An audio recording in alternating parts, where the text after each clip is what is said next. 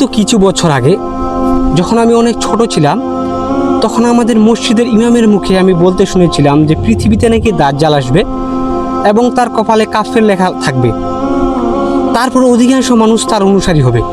তখন আমি ভাবতাম যে তার কপালে কাফের লেখা থাকা সত্ত্বেও মানুষ কেন তার অনুসারী হবে।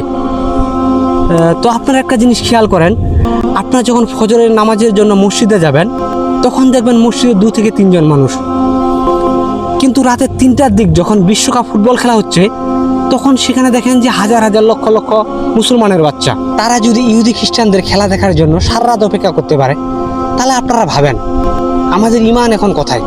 মুসলমান নেইমার এবং মেসির জন্য যতটা পাগল, এতটা পাগল মনে হয় নিজের বাবা মায়ের জন্যও না। আমরা সকলেই জানি যে তারা ইহুদিদের দালাল আর দাজ্জালের এজেন্ট। আমরা কিন্তু তারপরেও তাদেরকে প্রচুর পরিমাণে ভালোবাসি।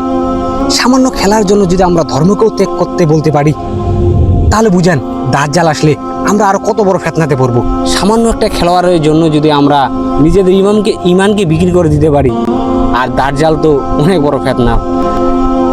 হয়তোবা এই কারণেই মানুষ তার কপালে দাজ্জাল লেখা দেখা সত্ত্বেও তার অনুসারী হবে।